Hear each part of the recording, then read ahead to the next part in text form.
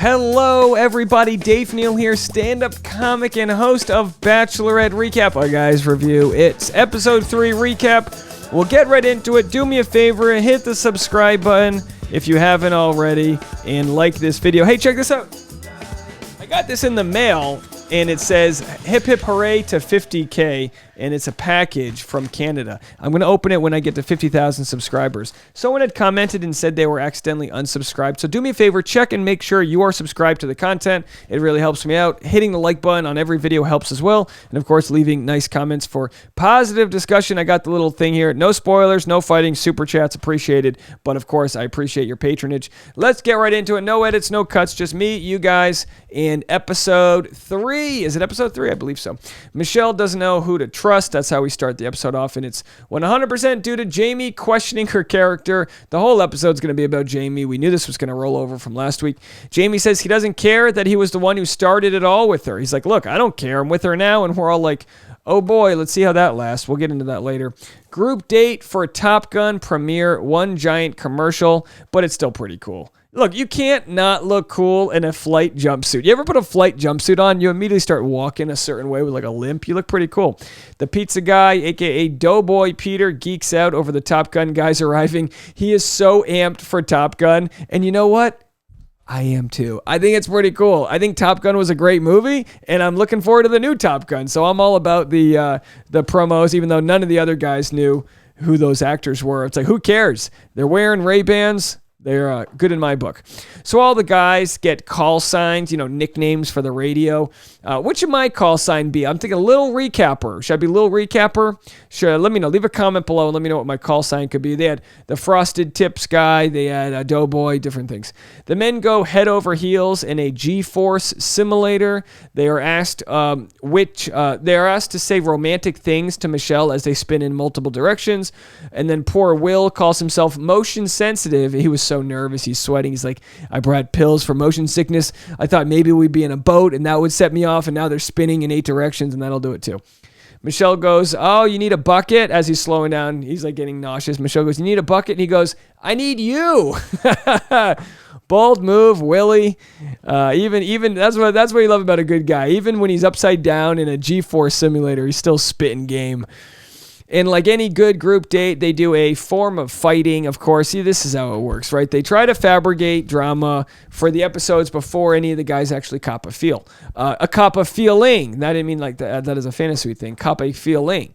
So, of course, they do the thing where they hit each other with a foam. And, what does this have to do with finding love? Nobody knows. And like any good date, somebody gets offended. So Peter, the doughboy, he wanted to mess up little Willie, but then Willie ended up beating the hell out of him. Peter accused Will of plagiarizing his speech, but in Spanish, and then Will put him in his place. I mean, Will really smacked down the doughboy. I mean, he really kneed him where it hurts, in the dough. Peter and Willie go at it while Michelle is on the one-on-one portion of her group date. So Michelle's like off talking to someone, and she's like, you know what? I'm just so glad we're over all the toxicity. We're just here together. No one's upset. And then like back to pizza guy. He's like, I will end you. You know what I mean? Going back and forth. Peter, he's only 26. He's a New Yorker with a hot personality living in Florida trying to promote his pizza company. Clayton is wooing Michelle. They spin in circles. They kiss. Some good chemistry. All eyes on Clayton for the 1 minute of screen time. Martin, the frosty tip guy, smooches with Michelle. She calls him a mature man. Man, it's not often you get called mature when you have frosted tips. That is like the retired boy band member. He's like, the tips are still frosted, even though I'm retired. Peter, you're tripping. Who says Peter, you're tripping? Nate tells Will. So sorry, I just jumped a line there. We don't edit it. While Will is gone, Doughboy Peter steals his bomber jacket, which he won. Will won the bomber jacket for being the best in the flight simulator. And then Peter throws it into the pool. And I'm like, man, that's going to fade with chlorine. What if he had his phone in his pocket? They don't have phones on them. The rest of the guys are shocked. Someone goes, man, Peter, you're tripping. Nate tells Willie that if he doesn't overreact, he will be the bigger man. He's like, Will, just try to keep your cool. The audience will know that you're not the a-hole and he is. But Will walks off crying and he's super bummed. And these are long days. They're not sleeping much. They're away from their home and their family and their friends and their support group. The only people that they're talking to are competing for, the same women's attention. It's a mind mess, right? It's a mind mess. So he walks off crying. He gets his composure and he comes back. My heart goes out to Will in that moment. And of course he's fishing the jacket out of the pool with the whole thing. It's just, you just feel bad for the guy. Clayton calls out, so he walks off crying, super bummed, and then he goes, as he's walking away, he goes, this man is really pushing my buttons, and I just thought that was really funny because, it's so easy to be like, man, F this guy, but he's like, this man's really pushing my buttons. He just sounded like a old-timey, upset professor, in your class. Clayton calls out Peter. He goes, you threw Will's jacket in the pool. Clayton passes the moral vibes. Listen, Clayton's getting that good at it. You know what I mean? He's starting to get that at it. Martin gets the rose, Mr. Frosty. Will decided not to tell Michelle of the drama because he didn't want to ruin her good vibes. Well done, sir. I think that's really great. Martin and Michelle get to slow dance with a string quartet. That's kind of nice. So Martin's looking good. Like, on paper, he looks kind of like a D-bag. I mean, hey, come on. You have frosted tips. That looks like a D-bag. I don't know what to tell you. But with that said, coming off like a really cool guy. So, many kids across the country will now get their tips frosted and pretend like they work at Hot Topic in 2001. Martin and get that studded belt. Man, those studded belts just really must just aggressively pinch people. A lot of people have studded belts in band class. We're coming to you early 2000s. Band president. Meanwhile, Will is fishing his jacket out of the pool. Will's going to be a hero after this episode airs. He handled it so well. All right, one-on-one date. Rodney, the apple guy. Michelle is blindfolded while Rodney feeds her food. Fun date. They handcuff each other. They dare to streak to the hotel. Caitlin and Tasha watch. Someone better steam those lobby pillows. He's really pressing mushroom stamping those pillows. Go easy there. Be careful if you're resting on the lobby pillows. Highlight moment of the season, maybe, them running around. Of course, what will Yosef have to say about this? Yosef's got a kid at home. Michelle says Rodney chipped away from the friend zone and made it to the relationship zone. Attaboy. An apple a day keeps Michelle at bay. Does that make sense? I don't know. Rodney continues to impress, talks about how his mom is his hero. Real, genuine guy. Rodney winning this episode. Rodney, good guy energy. Group date, communication is important. It's like, well, then why are you guys on the show? If you communicated well, you probably wouldn't be on The Bachelor. Meanwhile, Jamie refuses to communicate to the group that he's the snake who he refuses to communicate to the group that he's the snake who spread the false rumors to Michelle. If you don't know what I'm talking about, last episode, he tried to inception this idea to everybody that Michelle had a guy back home and all these other things. Also, he could present that information to Michelle and then read her and see if she was telling the truth or not. And then after he got the information he wanted, he was like, all right, she's good with me. But it's like he had just like farted in the elevator and walked off. It's like, bro. No. You can't do that. You got to start your relationship off with a little trust.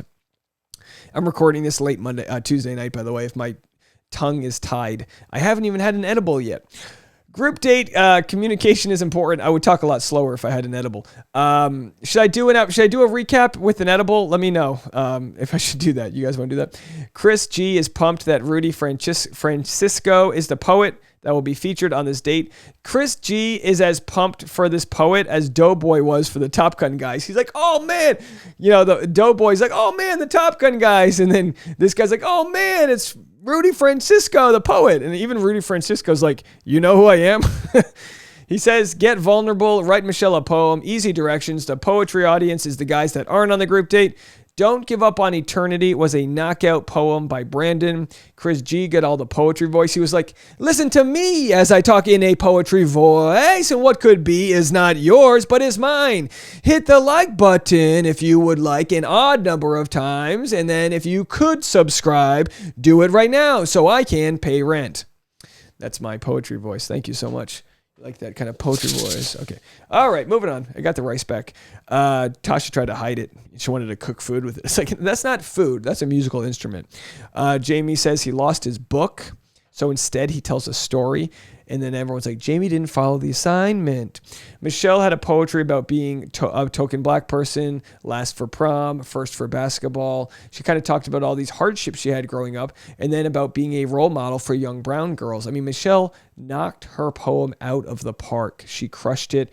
This is why it's so important to have different skin colors representing our TV screens, guys. This is so important to see different people that had different walks of life, maybe all within our same country or within Western culture, but so many different walks of life exist, people facing different trials and tribulations. Plenty of people watch this show that wouldn't have known that, what would that be like to be the last one picked for prom, the first one picked for basketball? What does that say about how people value me versus all these different, subtleties that Michelle brought up with art, with this poem that so amazingly just fits right into the episode. Couldn't have asked for better. I'd like to know how much time she had to prepare that, because I really enjoyed it. I enjoyed a lot of the poetry we saw.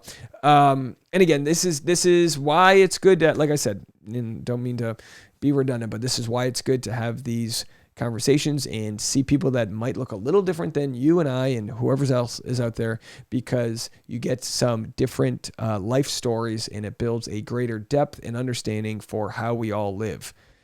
Michelle gives Brendan some serious alone time after his slam poetry. She crushed it. Jamie also is getting some serious cuddle time, so she's still with Jamie. Jamie says, I'm way ahead of these other guys. Michelle is on spring break mode. So this happened when Jamie thought he was with the producers, tucked away, didn't realize he was still on the mic. He says he thinks Michelle's on spring break mode, which I'm considering slut shaming.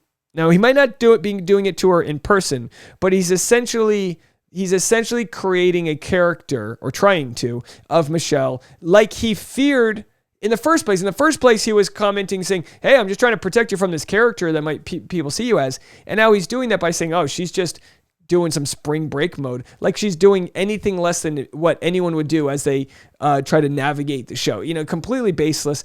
Everyone loves Michelle. Everyone I've talked to is really enjoying Michelle in the season. She's a one of a kind. She's a one of a kind talent that they have here. And and I'm going to make another video about this, so subscribe now if you haven't already. I'll be making a video later today about Jamie, some of the things he's saying. He is doubling down. I've done nothing wrong, and this and that. And it's like, golly, does this guy have any humility whatsoever? Rick and the boys figure out that Jamie was the one manipulating the situation. Yeah, kudos to Rick. He was able to talk to Michelle and pieced it all together, and then they called in Jamie for questioning. Jamie clears his throat. He's like, and he's like, there's been conversation about speculation. It's like, blah, blah. There's been conversation about doobity-doo-ba-doo-ba-bum.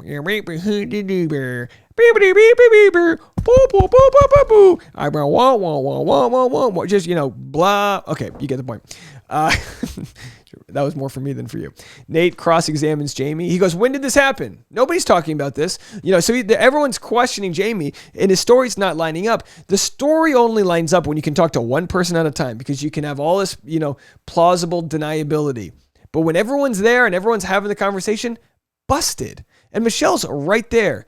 And Jamie goes, I didn't talk behind anybody's back. Just completely delusional. Michelle speaks to the whole group. She says, Jamie, you created this character with your own speculations. Because, of course, Jamie's like, I'm just trying to protect you from this idea, this character. And she's going, you created this character. And you really made her not trust all these other guys. You're the one she shouldn't trust, Jamie. Shame on you.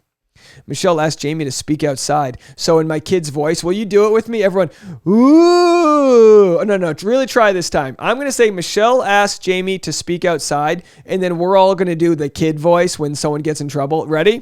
Michelle asked Jamie to speak outside. Ooh. All right, so then they call him TED Talk Jamie, which is hilarious. I love TED Talk Jamie is such a funny term because he did his TED Talk rather than poetry. Michelle boots him. She just sends him into the orbit. He's gone. The men speculate as they watch from afar. So the men are watching her walk him. It's like they're in a resort, so there isn't exactly an outlet they can see. And one guy goes, is she showing him the door? And then the other guy goes, I think she is showing him the door. It was just a funny way of saying, like, she's kicking him out. They need to get the that Bachelorette a cappella group to sing that. Is she showing him the door? I think she's showing him the door. Is she? She is. She's showing him the door. I don't know. Not really here for the vocals. Anyway, so we voted out Survivor mode. She said goodbye to, obviously, Jamie before the rose ceremony. Didn't give him the satisfaction of standing up there in his outfit. Then she sent home Peter Doughboy himself, Mr. pool jacket gate guy, and help me out. I'm blanking on a few of the other people here. I'm just thinking of the problematic ones. And she's also sent home. Who else? Didn't she? I know. Whatever. Well, you guys know, right? So we'll get into the rest. Thank you guys so much for watching. Plenty of content coming your way. I'm going to be doing an update on some other videos that made a lot of news today. So we'll be kicking it. Thank you guys so much for all of your love and support. If you want, you can go to patreon.com/Dave Neal for insider tea, bonus weekly episodes, and you can see some of my behind the scenes Q&A that I just did while I was away in Cincinnati for the wedding that I was at for my sister and my sister-in-law, my fiance's sister. Is that my sister-in-law? Either way, that's where it's all at. Go to Instagram at DNeals, where I've got some new stand-up comedy clips. You can check those reels out, and I'll talk to you guys later. Bye, everybody.